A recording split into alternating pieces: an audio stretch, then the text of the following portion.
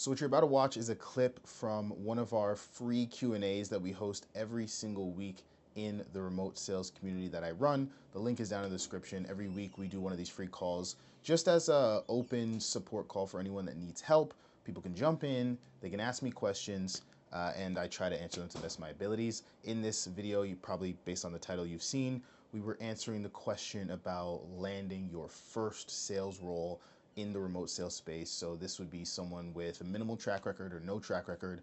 This is what you need to do. This is going to be a clip from that call. Hopefully you learned something. Hopefully you enjoy. So we look at Giorgio's question in the chat. It says, where do I find the good offers with no experience whatsoever? I have 2 months experience setting, doing cold call calling outreach. I'm looking to get into a setter role with good lead gen strategies that don't require numerous processes, that isn't cold outreach and is more warm outreach from people interacting with any content from the offer. Well, why would an offer like that hire you? That's the question you got to ask yourself. Why would an offer like that hire you and spend their money on you? Because if you're like, I want something with great leads, good process, content, all these things, dude, those offers have tons of setters with experience, tons of closers with experience reaching out to them too. So why you, of all people, is what you gotta figure out, you know?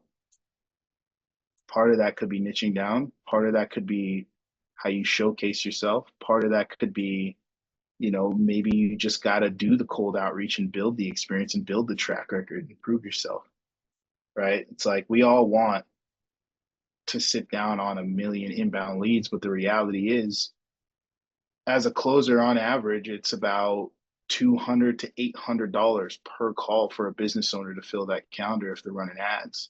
So you got to ask, why should a business, if they're giving you 5 calls a day, right? If they're giving you 5 calls a day, why should that business spend, if they're only spending $400, $2,000 a day to fill your calendar, right? Why should they take that risk for you? Why should they spend $10,000 a week to fill your calendar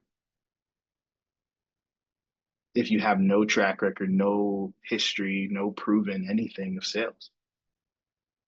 A lot of people look down on offers that don't have all those things, but at the same time, then they get upset when the ones that do have those things don't pick them. Like, if you were the business owner, would you pick you? If you had guys with 10 million, 50 million, 1 million, 3 million all applying to your offer, would you pick you? Again, questions you got to ask yourself. Leads ain't cheap, you know? Landing your first role comes down to having a solid resume, a solid 1 minute video. That's by far 1 minute video. A good one is by far the number one way to land interviews, right? I've talked to tons of recruiters, tons of business owners, tons of sales managers in the space, and they say that the 1 minute videos just suck and they just aren't good, right? Um, you know, building that portfolio, like you said, you have no recorded calls, so like having recorded calls of even role plays to showcase your skill is one way to differentiate yourself. Kind of like what I was saying to Giorgio, like, why would they hire you? It's like you got to prove that you can sell and that it would be a good ROI for them to bring you on the team. And the way you prove that is through your communication skills when you land in the interview, through your communication skills and your ability to sell yourself in your 1 minute video. It can be through your willingness to follow up and keep in communication, right? A lot of the people that I work with, like especially one-on-one, one thing I have them do is make sure that they're following up and treating the business owner how they would treat a lead in their business. When the business owner sees that you're willing to follow up, you're willing to connect with them on multiple channels, then they're like, you know what? This person is resourceful. This person's consistent. I'm going to give them an interview based off of that, right? I've had, even myself, I've interviewed someone just because they followed up with me enough times on different channels. So I was like, you know what, let me give them an interview. Even when I wasn't necessarily hiring at the time, I still gave them a shot, right? Because they showed me what they would do as a salesperson on the team. So it's just going to take extra work for someone that doesn't have specific high ticket sales tracking sheets, commission checks, all of those things that make it easier to land roles.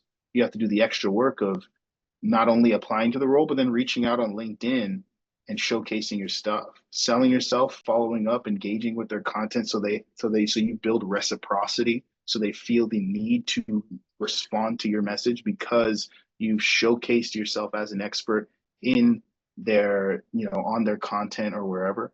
There's lots of ways to get a shot, to get the interview and to land the role. And then, you just have to do the work, right? Once you land the interview, how are you showing up? How are you answering interview questions? How are you showcasing yourself as an expert and as a sales professional on those calls? I mean, I've got tons of training on this stuff, but, you know, landing a role, like we all know how to land a role in terms of what needs to be done. It's just the tailoring, like better, like we all know you gotta have the portfolio, the showcase of calls.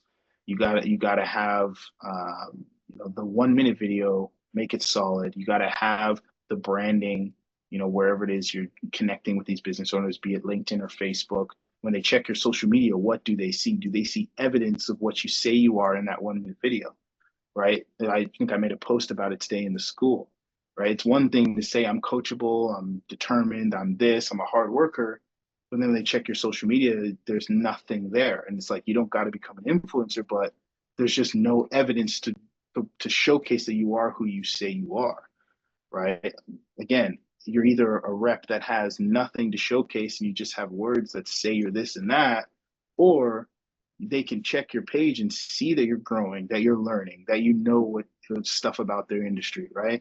It's like if you're posting on your socials every day about what you learned in sales, if you niche down to, let's say, marketing, and you're posting like marketing insights, if you have a clean headshot, you're connecting with other people, you're well connected, other people are liking and commenting on your stuff because you're doing the same for them, so you're well connected and respected in the industry. The interviews are going to fly in. You're going to get way more interviews just off the back of that because they see, okay, this person is real and they are who they say they are. They're hardworking. I can see that they're hardworking. They know my market because I can see that they know my market. I'll respond to their message because I can see they've been engaging and connecting with me for a week or two now. Right? It's like if we just submit applications and wait, then you're just going to wait in line. But there's also 100 other people that have better credentials than you. And again, they have no reason to pick you over the people with better credentials. So, it's going to be a lot easier when you prepare these things for the long term, right? Build your brand, build your portfolio, right? And when I say portfolio, I mean, obviously, if you've been on offers before, tracking sheets, screenshots of commission checks, screenshots of Slack channels every time you've closed deals and processed them. If you don't have that stuff, I would put together role play, like closer role play a full call. Then I would put together a few clips of me handling different objections. Then I would put together a few clips of me pitching in the selected niche that I've chosen to do the bulk of my outreach in. And then when you have these things, you have like a showcasing of exactly what business owners want to see because it's all about proof, right? They're looking and they're saying, okay, does this person have similar sales ideology to me? Will they, because that'll be proof that they can close deals. But again, if I check out your resume and there's not much sales experience, there's nothing to showcase that you can sell, why would someone spend their time getting you on an interview and hiring you and then spending, if it's a great offer with tons of inbound leads, spending tons of money just to see if you're going to work out, right? And if they have to do that, remember I said $10,000 to fill someone's calendar. Now imagine if you had to do that 3, 4, 5 times to find the right rep.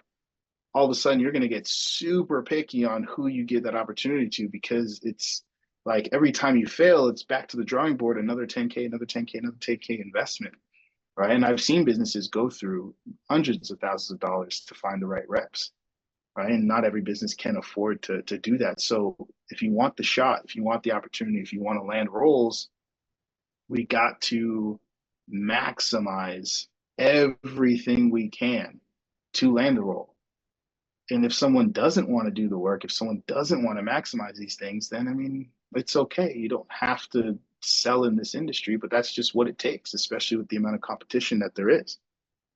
It's just going to take extra work. And the thing about it is, it's easier than you think because like 1% of the people do the extra work, right? Whenever I put out a job post for offers that I was hiring for personally for teams, I would put out a job post, get like 100 applications, get 50 applications, get 25, whatever applications, and get like one, two people that would shoot me a DM outside of the application.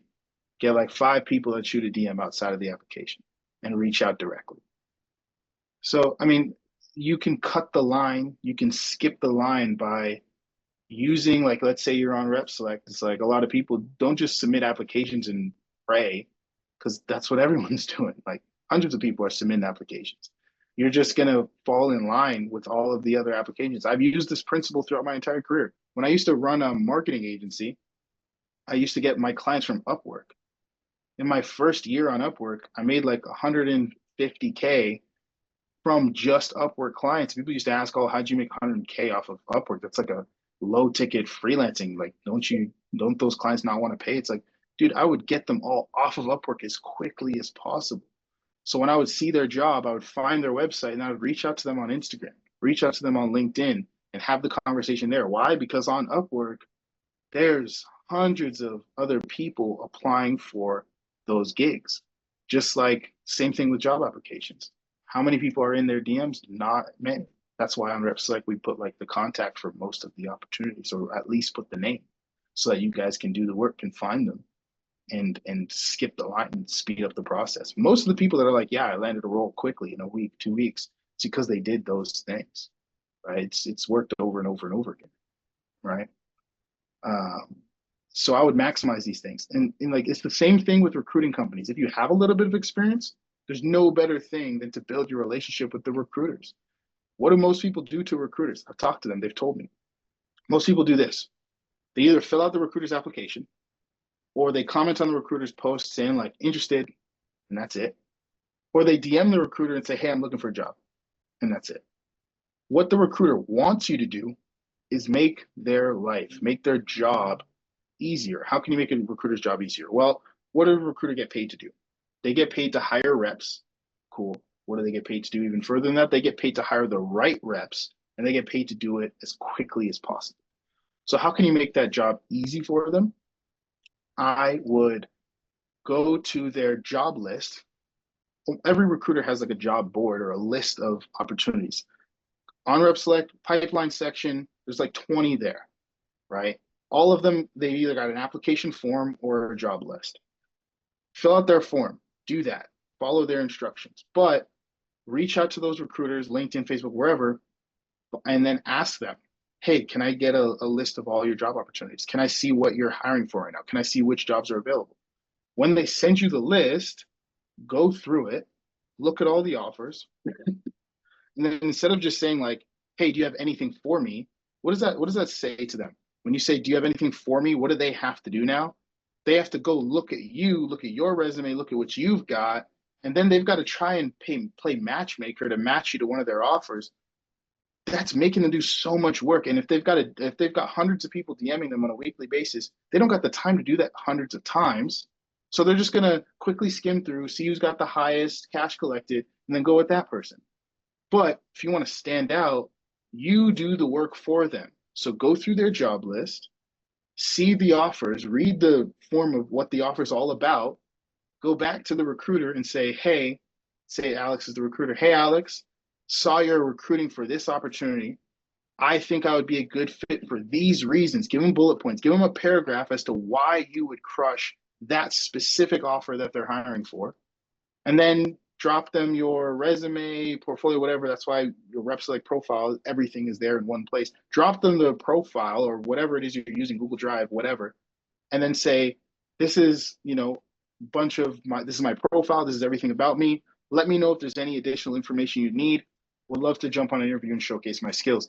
Now you just made their life super easy, because now it comes down to one of two things. They either agree with your reasoning as to why you're a good fit, or they don't. If they agree with your reasoning, they're going to be like, "Cool, sweet, let's get you an interview." Super quick. You just got an interview. But if you're just like, hey, I'm looking for a job, what do you got for me? Do you really think they're gonna stop everything they're doing in their day, look at your DM, give you the focus, and say, okay, let me go through your stuff and try to suss out which of my 10, 20, 50 offers that you're a good fit for? Of course, they're not going to do all that for you because they've got people every day reaching out to them in droves saying the same thing. So do the work for them. If you do that with every single recruiter, guarantee you get a massive amount of interviews.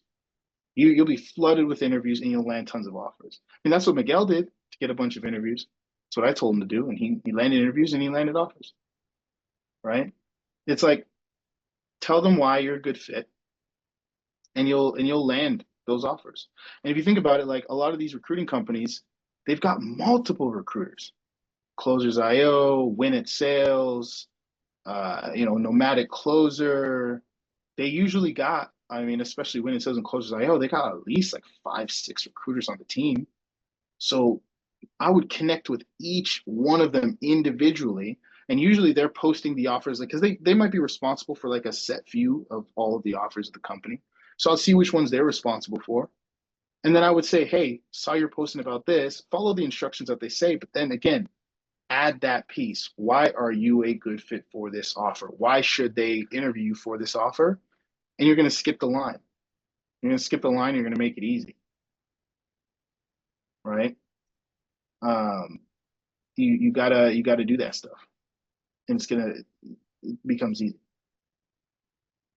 Does that help everybody? I Yeah, know I thanks, went Ty. on a That bit of was a really great. tangent, I really appreciated that one. bit of a rant, but it's like, yeah, that's that like that alone. If you just did that with just the recruiting companies, you'd get interviews because so like nobody does it.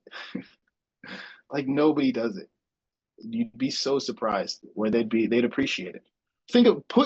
They're human beings. Put yourself in their shoes. What would you rather have? Would you rather have reps literally doing the work for you and being like, hey, my background in this makes me a great fit for this specific offer, right? Or would you rather have a rep just be like, yo, here's my resume. Tell me which offer you could hire me for. It's like, you're not going to do the work to suss through it. You know what I mean? So, yeah, make it easy. And then if you do that, also, and that's the same way I would reach out to the business owners when I apply, like Rep Select, Indeed, LinkedIn, doesn't matter. Apply, look up. You can find like the business owner and sales manager of almost any company by just like looking it up. You go to ChatGPT and type in who's the sales manager of this person. Like, you know what I mean? Who's the CEO of whatever company? Go do it on Google, right? Google's got the little AI thing, it'll tell you, right?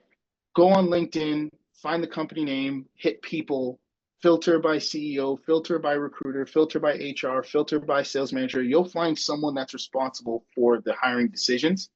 Shoot them a DM, the same thing. Hey, Alex, saw you were hiring a closer for this offer. I submitted an application. Don't skip the application because you might just get them to be like, oh, yeah, I am hiring. Go submit an application. So submit the application.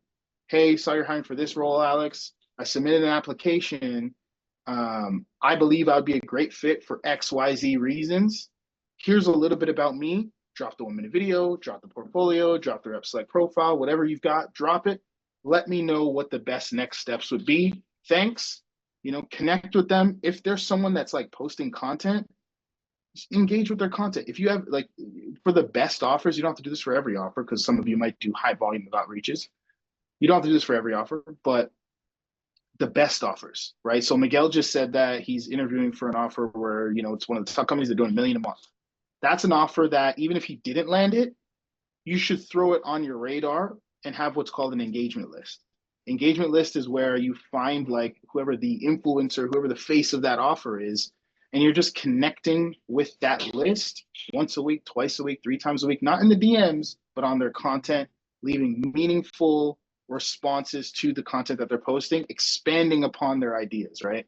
So for example, if someone posts, it's an e-com or agency owner and they post something about marketing, you can leave further insights to showcase that you also understand marketing, right? So if you're showcasing yourself as an industry expert, someone that could be an advisor in this, and you do that consistently over time, when they're hiring again, or if you shoot them a DM a week or two later, 2 things are going to happen. One, they're gonna have a feeling of reciprocity. They're gonna feel like they owe you a response to the DM because your face just keeps popping up, and you're not just like commenting fire emojis. You're actually providing value and expanding and engaging in an honest, meaningful, like genuine way with their brand. So they're gonna feel like they owe you a response. And two, they're gonna feel like, you know what, maybe I should give this guy a shot. He might not have the sales experience that I'm looking for, but he or she at least I know that they understand my market because their comments are from someone that clearly understands my market, right? And that's again, that's how you can get yourself. And I would do that. I would have my engagement list and keep it going even while I'm on an offer. Because if you're consistently building your brand and connecting twice a week, 3 times a week with the high level business owners or high level sales managers on your, or even the recruiters on your engagement list, guess what happens when you're looking for your next offer? You've already built up a ton of goodwill. You built up a ton of goodwill from the top players that you would love to work with one day. So like, let's say you want to make like 20, 30K a month. Go find the companies where reps are making 20, 30K a month. And even if you can't land that offer now, start engaging with that brand from now. And let's say you're on an offer, you're making 5, you're making 10, something happens to that offer, or you hit your cap, you feel like, or whatever, or you see a hiring post from that offer where the reps are making 20, 30, and that's where you want to be. You've just spent 1 month, 2 months, 6 months, a year building goodwill with that brand. Guess what happens when you reach out? You're getting an interview immediately, easily, right? So you have systems in place that allow you to play the short game and the long game at the same time. So, and this is about like really building your overall sales career. Like obviously if you don't care to be in sales for more than a year or two, whatever, if you're in it for a short time, but the amount of income you can make in sales, the reason why most people got into it was to make a lot of income and do it remotely. Play the long game. It's okay to play the 1 year, 2 year, 3 year game and build up a real genuine brand and real connections with some of the top players in the industry. It's just going to get easier and easier and easier over time. You said, what kind of marketing agency did I do? Well, at first we were just like an everything agency. Like we started off doing social media marketing. We did emails for some people. That was just when I was like just trying to make money online. So I was like, whatever offers, I would take it. We niched down into Facebook advertising for. We were running ads for coaches, and then we are also running ads for mortgage brokers and stuff. And that was like it was just lead gen ads for people that were looking to like refinance their mortgage and stuff like that. And then we also ran lead gen ads for some coaching clients to book calls. And then I transitioned into more sales because I was like, we're booking all these calls for these business owners, but they're not closing them, so let me close them, or let me at least coach you how to close them. And that's how I kind of got into like the high ticket sales thing. But yeah, hopefully that helps. Like that's the high level overview of like the strategy. Like if all you did was that, you would get a bunch of interviews. Some of you would get interviews super quick. Some it might take a couple weeks, but you'll get interviews. You'll get tons of interviews, and you'll get good offers with good companies. If all you did was that.